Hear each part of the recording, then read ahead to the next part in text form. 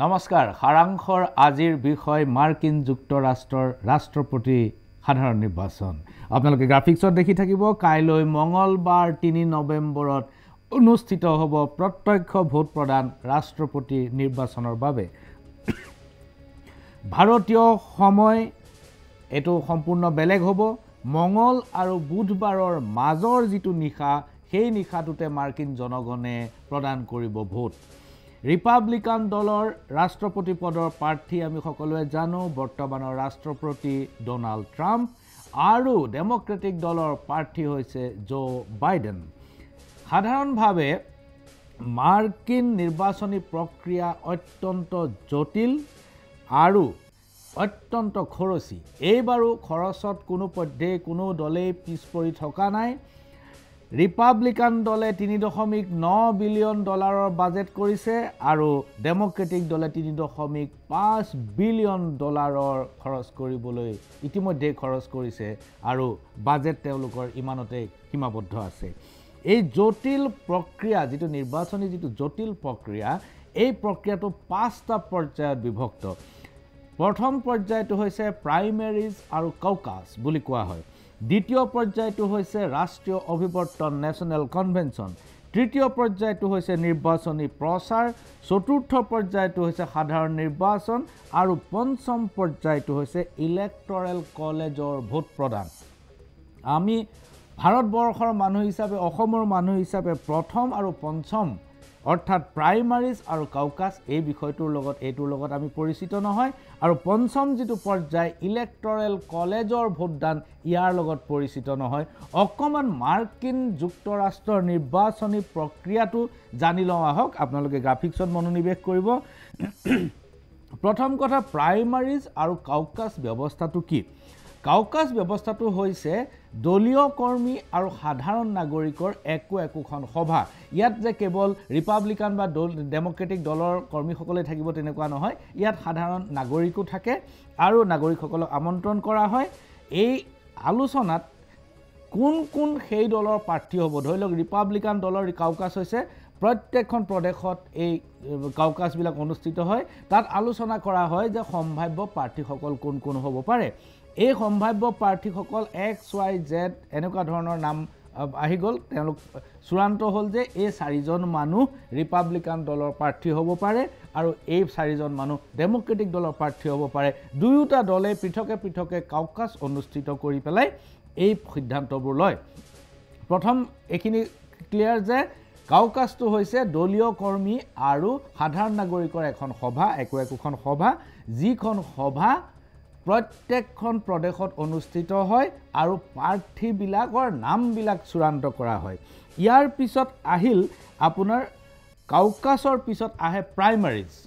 প্ৰাইমাৰিজত কি হয় প্ৰাইমাৰিজটো হৈছে সম্পূৰ্ণ দলৰ ইয়াত আৰু প্ৰাইমাৰিজ নিৰ্বাচন যিবিলাক হয় তাত দলৰ বাহিৰৰ নাগৰিকক অংশগ্ৰহণ কৰিবলৈ নিদিয়া হয় মই এইখিনিতে স্পষ্ট কৰি দিওঁ যে ডিষ্ট্ৰিক্ট অফ কলম্বিয়াকে ধৰি মাৰ্কিন যুক্তৰাষ্ট্ৰৰ প্ৰদেশ আছে 50খন আৰু প্ৰত্যেকখন প্ৰদেশতে 50খন প্ৰদেশত ককাছ অনুষ্ঠিত হয় আৰু ককাছৰ পিছতে প্ৰাইমাৰী অনুষ্ঠিত হয় প্ৰাইমাৰীটো হৈছে যে এই যে ৰিপাব্লিকান দলে 4জন প্ৰাৰ্থী ঠিক কৰিলে এই 4জন প্ৰাৰ্থীৰ ভিতৰত কোনজন আসল প্ৰাৰ্থী হ'বগৈ নিৰ্বাচনত ৰাষ্ট্ৰপতি প্ৰাৰ্থী হ'বগৈ তাক দলৰ কৰ্মীসকলে নিৰ্ধাৰণ কৰে আৰু এইটো এটা নিৰ্বাচনৰ জৰিয়তে নিৰ্ধাৰণ কৰা হয় এই নিৰ্বাচনত প্ৰত্যেকটো দলৰ কৰ্মীয়ে বেলেগে ধৰি লওক ৰিপাব্লিকান দলৰ বেলেগে প্ৰাইমাৰী হয় আৰু ডেমক্ৰেটিক দলৰ প্ৰাইমাৰী বেলেগে হয় ইয়াত দলীয় কৰ্মীসকলে ভোটদান কৰি পেলাই নিজৰ দলৰ প্ৰাৰ্থীজনক থিয় কৰায় অৰ্থাৎ চূড়ান্ত কৰে এতিয়া এই নিজৰ দলৰ প্ৰাৰ্থীজন যেতিয়া চূড়ান্ত কৰাৰ প্ৰক্ৰিয়াটো কিন্তু বেচৰকাৰী নহয় অৰ্থাৎ ৰিপাব্লিকান দলৰ যেটো প্ৰাইমাৰী ইলেকশ্যন হ'ব আৰু ডেমক্ৰেটিক দলৰ যেটো প্ৰাইমাৰী ইলেকশ্যন হ'ব হেতু সম্পূৰ্ণ চৰকাৰী খৰচত চৰকাৰে পৰিচালনা কৰা এটা নিৰ্বাচন এটো বেচৰকাৰী ব্যৱস্থা নহয় এতিয়া যেতিয়া কাউকাছত প্ৰাৰ্থীৰ নাম চূড়ান্ত হ'ল, ইয়াৰ পিছত প্ৰাৰ্থীজনক প্ৰাইমেৰীৰ জৰিয়তে দলে নিৰ্বাচিত কৰিলে। তাৰপিছত এই প্ৰাইমেৰীত যিসকল প্ৰাৰ্থী বিজয়ী হৈ পেলাই এজন প্ৰাৰ্থী দুয়োটা দলৰ ঠিক কৰা হয় আৰু তেওঁলোকে গৈ পেলাই উভয় দলতে সৰ্বোচ্চ ভোট পোৱা মানুহজনেই গৈ প্ৰাৰ্থী হয়গৈ আৰু সেই প্ৰক্ৰিয়াৰ মাজেদিয়েই জো বাইডেন ডেম'ক্ৰেটিক দলৰ প্ৰাৰ্থী আৰু ডোনাল্ড ট্ৰাম্প ৰিপাব্লিকান দলৰ প্ৰাৰ্থী হিচাপে নিৰ্বাচিত হৈ চূড়ান্ত ৰাষ্ট্ৰপতীয় নিৰ্বাচনত অৱতীৰ্ণ হৈছে। এতিয়া আমাৰ ভাৰতবৰ্ষৰ আৰু অসমৰ জনসাধাৰণে আন এটা নতুন বস্তু ইয়াত লক্ষ্য কৰিব, সেইটো হৈছে যে ছেপাৰেট ইলেক্টৰেল কলেজ, বেলেগ এটা ইলেক্টৰেল কলেজ। অৰ্থাৎ এটা ইলেক্টৰেল কলেজ হ'ল জনসাধাৰণ নিজে, জনসাধাৰণে প্ৰত্যক্ষভাৱে ভোট দিব, কিন্তু এই প্ৰত্যক্ষ ভোটৰ উপৰিও এটা সুকীয়া ইলেক্টৰেল ব্যৱস্থা আছে, সুকীয়া ইলেক্টৰেল কলেজ আছে, ভোটদাতা আছে, সেই ভোটদাতাসকলেও ইয়াত ভোট দিয়ে। এতিয়া এই ইলেক্টৰেল কলেজবিলাক কোনবিলাক বা ইলেক্টৰেল কলেজৰ গাঁথনিটো কি? ইলেক্টৰেল কলেজ হৈছে কিছুমান ইলেক্টৰৰ সমষ্টি, অৰ্থাৎ নিৰ্বাচক মণ্ডলী। এই নিৰ্বাচক মণ্ডলী এটা গঠন কৰা হয়। এই নিৰ্বাচক মণ্ডলীটো কোনে গঠন কৰে? এই যে 50খন প্ৰদেশ আছে, ডিষ্ট্ৰিক্ট অফ কলম্বিয়াকে ধৰি এই যে 50খন প্ৰদেশ আছে মাৰ্কিনত, এই 50খন প্ৰদেশৰ বিধানমণ্ডলীবিলাকে একোজন এই ইলেক্টৰেল কলেজখন গঠন কৰে। এই বিধানমণ্ডলীবিলাকে কি কৰে? তেওঁলোকে ইলেক্টৰ্ছ বুলি মানে নিৰ্বাচক কিছুমানক ভোট দি পেলাই তেওঁলোকে চূড়ান্ত কৰে যে এওঁলোকেই হ'ব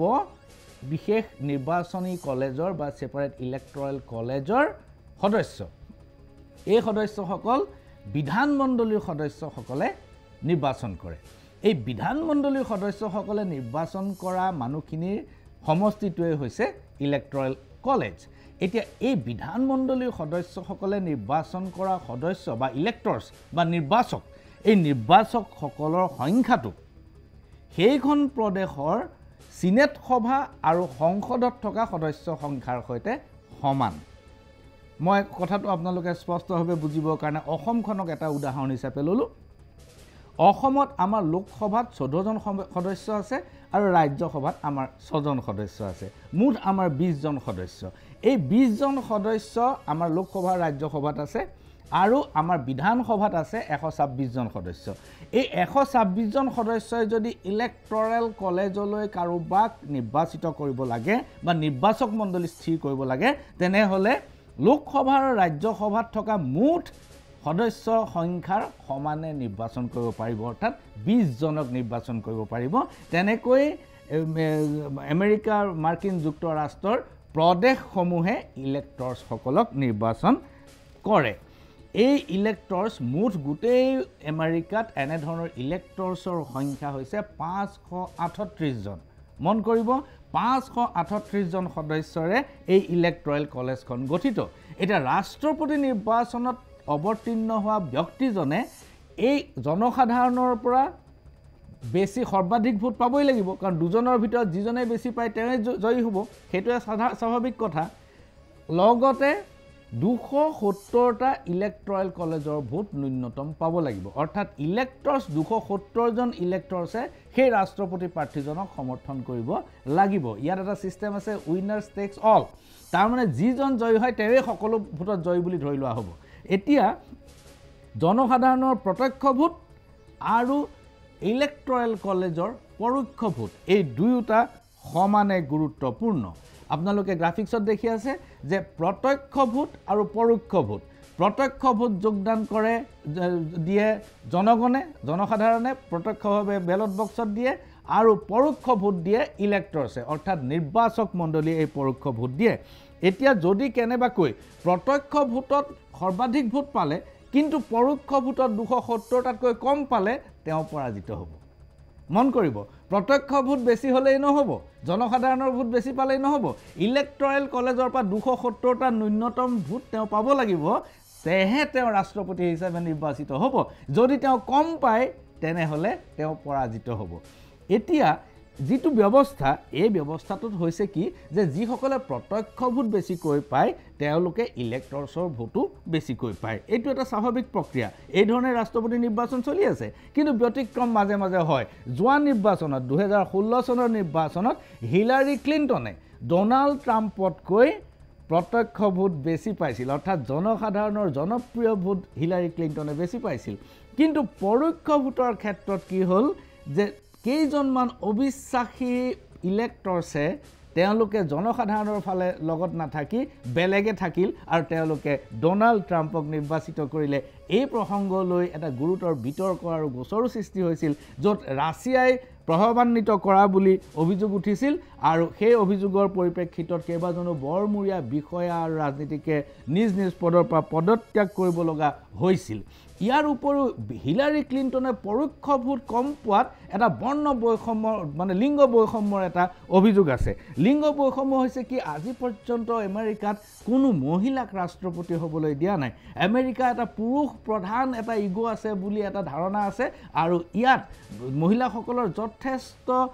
লিবাৰ্টি আছে যথেষ্ট তেওঁলোকৰ উদাৰ তেওঁলোকৰ প্ৰতি সন্মান আছে কিন্তু সৰ্বোচ্চ পদত কিন্তু আজি পৰ্যন্ত মহিলাক তেওঁলোকে কেতিয়াও এই সুযোগ দিয়া নাই এতিয়া সৰ্বোচ্চ পদত নিদিয়াৰ ক্ষেত্ৰত হিলাৰী ক্লিণ্টনে জনপ্ৰিয় ভোট বেছিকৈ পোৱাৰ পিছতো কিন্তু পৰোক্ষ ভোটত ইলেক্টৰ্ছসকলে তেওঁক পৰাজিত কৰাটো এটা গুৰুতৰ বিতৰ্কৰ সৃষ্টি কৰিছিল এতিয়া আহক আমাৰ শেহতীয়া অৱস্থা ভোটলৈ আৰু মাত্ৰ 24 ঘণ্টা বাকী এনেকুৱা অৱস্থাত 91 লক্ষ ভোটাৰে আগতীয়া ভোট প্ৰদান কৰিছে এইবাৰ 2016তকৈ ভোট প্ৰদানৰ সংখ্যা বেছি হ'ব বুলি ধাৰণা কৰিছে সমীক্ষকসকলে ইয়াত আমেৰিকাত আগতীয়া ভোট প্ৰদান কৰিব পাৰি ইমেইল যোগে প্ৰদান কৰিব পাৰি হোৱাটছআপ যোগে প্ৰদান কৰিব পাৰি প্ৰত্যক্ষ বেলট যোগে প্ৰদান কৰিব পাৰি আৰু পোষ্টেল বেলট যোগে প্ৰদান কৰিব পাৰি এতিয়া যেতিয়া ভোট প্ৰদান কৰা হয় আমেৰিকাত কাউণ্টিঙৰ কাৰণে বৰ বিশেষ ৰৈ থকা নহয় আগতীয়া ভোটবোৰ লগে লগে কাউণ্ট হৈ ইয়াৰ ফলাফল ওলাই যায় সেই অনুসৰি জো বাইডেন কিন্তু এতিয়া ডেমক্ৰেটিক দলৰ তেওঁ ট্ৰাম্পতকৈ বহু আগত আছে যোৱা কালি পৰ্যন্ত দেওবাৰ পৰ্যন্ত যিখিনি কাউণ্টিং হৈছে সেইখিনি এতিয়া আমেৰিকাত ৰাতিপুৱাইছেহে গতিকে দেওবাৰ পৰ্যন্ত যিখিনি কাউণ্টিং হৈছে সেইখিনি কাউণ্টিং মতে জো বাইডেন এতিয়ালৈকে 8% ভোটত আগবাঢ়ি আছে আৰু 8% খুব কম ভোট নহয় বিশেষকৈ আৰিজোনা ফ্লৰিডা আৰু জৰ্জিয়াত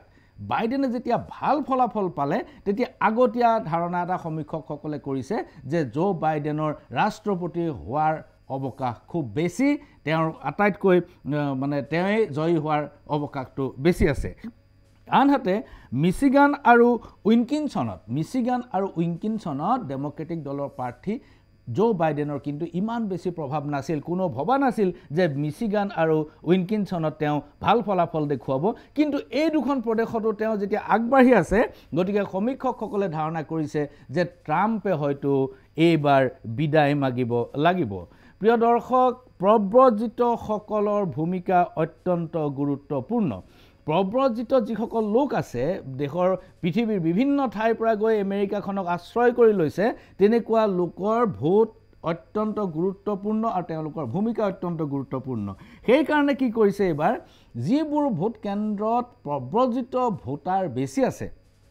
তেনেবোৰ ভোট কেন্দ্ৰত চৰকাৰে কিছুমান দোভাষী ইণ্টাৰপ্ৰিটাৰ অৰ্থাৎ দুটা ভাষা জনা মানুহ ৰাখিছে আৰু এই ভাষা কেইটা হৈছে 5টা ভাষা নিৰ্বাচন কৰা হৈছে মন কৰিব এই 5টা ভাষাৰ ভিতৰত আছে স্পেনিছ হিন্দী বাংলা চীনা আৰু কোৰিয়ান